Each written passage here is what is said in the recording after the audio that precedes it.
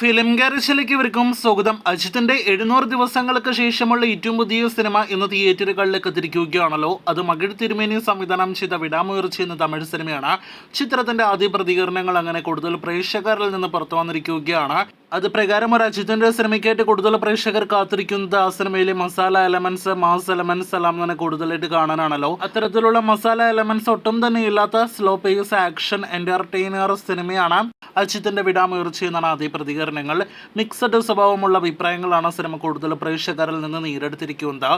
നേരത്തെ ആദ്യ പകുതിക്ക് തന്നെ ആവറേജ്, എബോ ആവറേജ്, ഡീസന്റ് അഭിപ്രായങ്ങൾ വന്നെങ്കിലും രണ്ടാം പകുതി താഴെ പോയിരിക്കുന്നു എന്നൊരു അഭിപ്രായമാണ് രണ്ടാം പകുതിയെക്കുറിച്ച് പ്രധാനമായിട്ടും പുറത്തു വന്നിരിക്കുന്നത്. നല്ല കിടിലൻ മേക്കിംഗ് ക്വാളിറ്റി, അതോടൊപ്പം തന്നെ അജിത്തിന്റെ പ്രകടനം, കൂടാതെ സിനിമയിലെ സ്വാതിക ഗാനം, അനിരുദ്ധിന്റെ സംഗീതം, കാർ ചേസിംഗ് സീൻസ് എല്ലാം തന്നെയാണ് ആകെ മൊത്തത്തിൽ കുറച്ചെങ്കിലും പോസിറ്റീവ് അഭിപ്രായം വന്നിരിക്കുന്ന രംഗങ്ങൾ.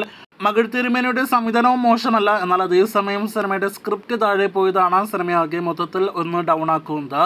അപ്പോൾ ആകെ മൊത്തത്തിൽ നോക്കുകയാണെങ്കിൽ തൊലിവിന് ശേഷം തിയേറ്ററുകളിലേക്ക് ഏറ്റവും പുതിയ അജിത്ത് സിനിമയ്ക്കും പോസിറ്റീവ് അഭിപ്രായങ്ങളല്ല ആദ്യ ദിവസം കൂടുതലായിട്ട് നേടിയെടുക്കാനായിട്ട് കഴിഞ്ഞിരിക്കുന്നത്.